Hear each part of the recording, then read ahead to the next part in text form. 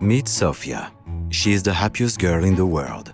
The only girl who was as close to being as happy is her best friend Anna. But Sophia knows that second place is just a first loser. Like the time she won second place at the annual Youth Open last summer. From that day on, she made a vow to always be first. The first out of burning buildings. The first in line. The first to see a film debut, while sitting in the first row, while on a first date. One day it dawned on her that she may have a competition problem. She doesn't like to see anyone be better at anything. This includes being happy, like the time a sweet bartender was having the happiest day of her life.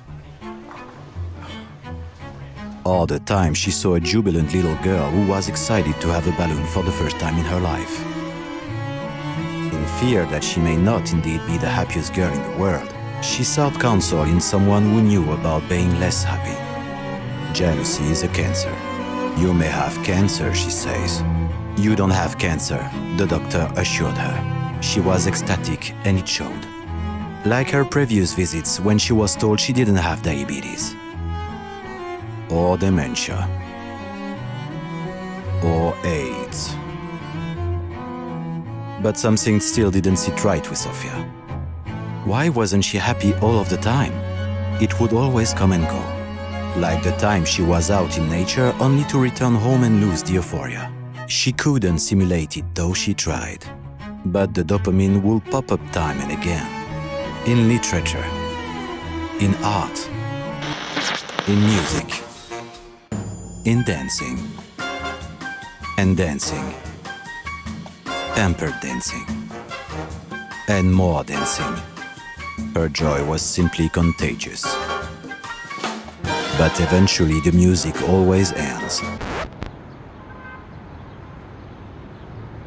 She returned to the silver medalist. Such is life. You can't have light without shadow, peaks without valleys, or sex without condoms. Perhaps the silver surfer was right. The pendulum does sway in equal measure, she thought. She recalled the time her father went out for milk only to never return. And the time her ex suggested she invest in a pair of melons. If laws are indeed inevitable, then she'd have to safeguard her happiness. She'd read a lot from dead men and much of what they wrote resonated. One of which said, circumstance doesn't make a man, it reveals him to himself. So if she didn't want to rely on the without for happiness, she'd have to turn within. And that meant tuning the world out. Which is a scary prospect, because that inner voice is what many dread. But if she could just relax and listen.